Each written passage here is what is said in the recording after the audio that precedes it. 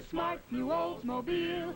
For performance, here's the star. This is the rocket engine car. Futuramic through and through. It has hydromatic too.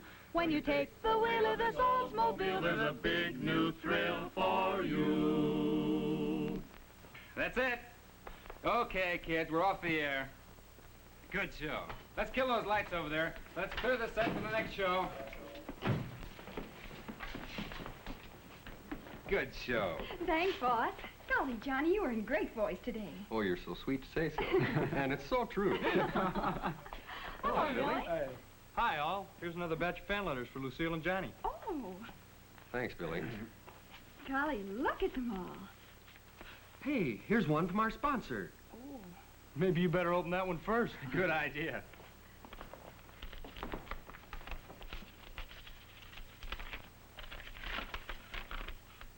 Dear Lucille and Johnny, you are cordially invited to make a personal visit to the Oldsmobile plant in Lansing, Michigan.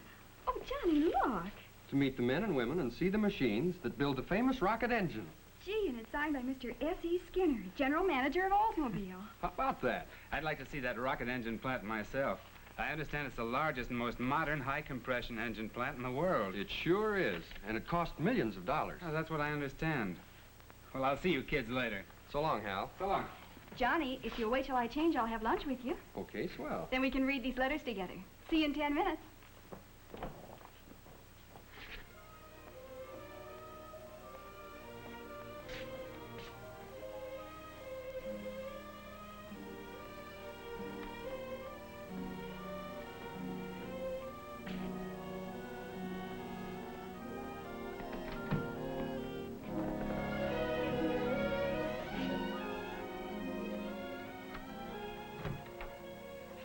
Hi, Steve.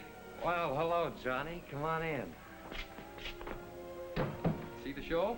Oh, I didn't have time. I've been all tied up with these interplanetary experiments. Interplanetary? That's right. Well, you read in the papers about how the Army is getting radar signals returned from the surface of the moon. Well, it's the same thing with our experiments. You mean you're trying to tune in on broadcasts from the moon and the planets? Sure. And you'd be surprised at the things we pick up with this experimental and research equipment. Really? You bet. Excuse me, Johnny. Research lab, Steve speaking. Okay, I'll be right in. Well, I've got to run down to Studio B, Johnny, so make yourself at home. Okay, I will. I'm just waiting for Lucille. We're going out to lunch.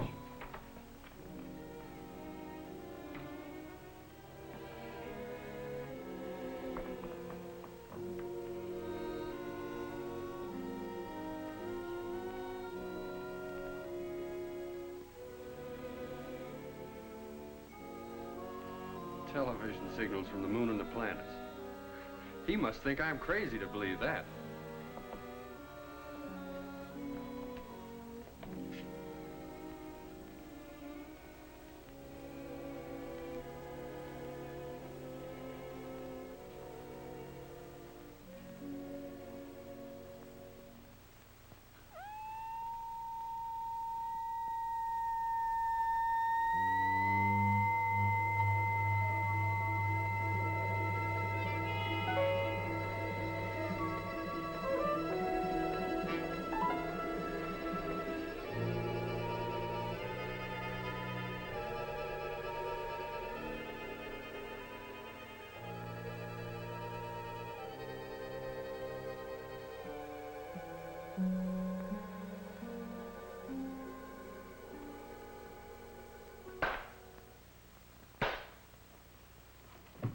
You are most prompt. Ma baba, mib. We will speak in one of the languages of the Earth people, because you will soon be using it again for the next day or so. Ma bib. I mean, yes, sir. So for the time being, we will forget the Marsonian tongue.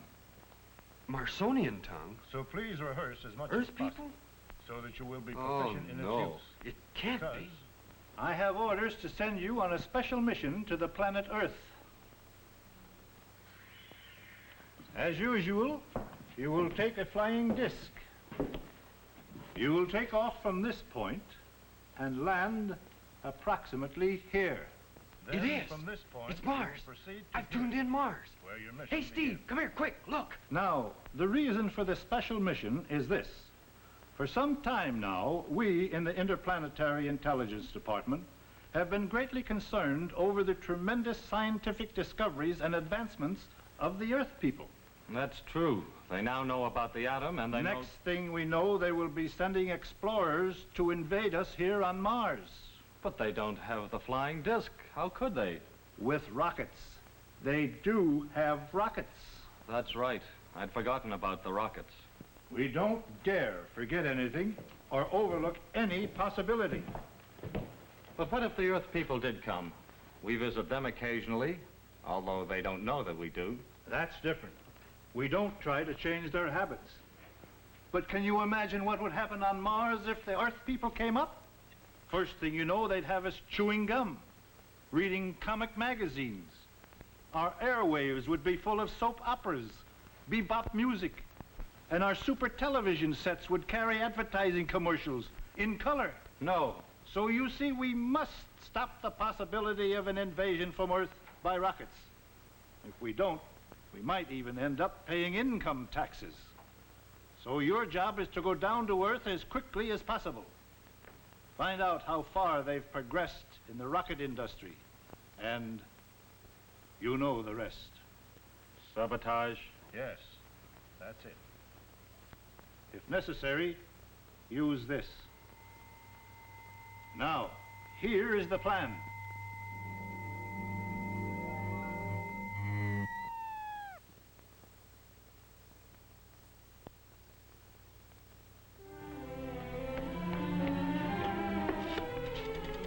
Hello. Hello.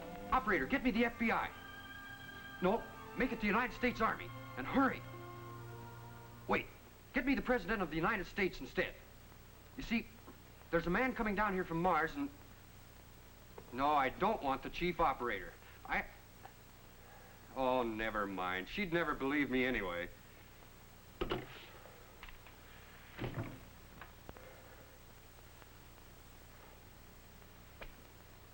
Nobody would. Johnny, I've been looking everywhere for you. I'm ready. Oh, and I've checked the schedule. We can go to Lansing, Michigan tomorrow and see the rocket engine plant. Say, have I got something to tell you? What? I just found out that... Oh, what's the use?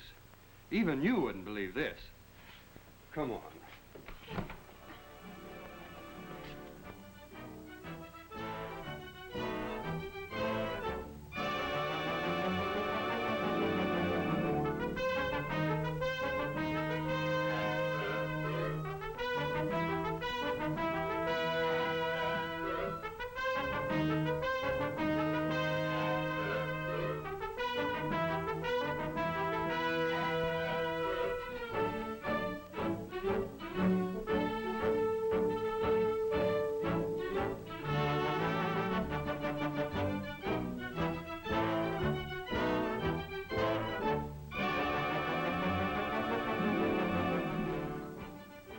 Good morning. Good morning.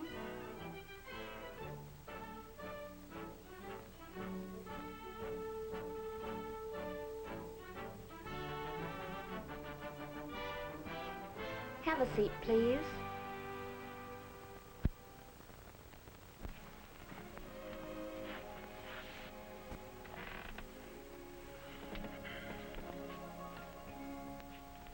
Johnny, what's on your mind? Is something bothering you? Oh, nothing that you'd understand.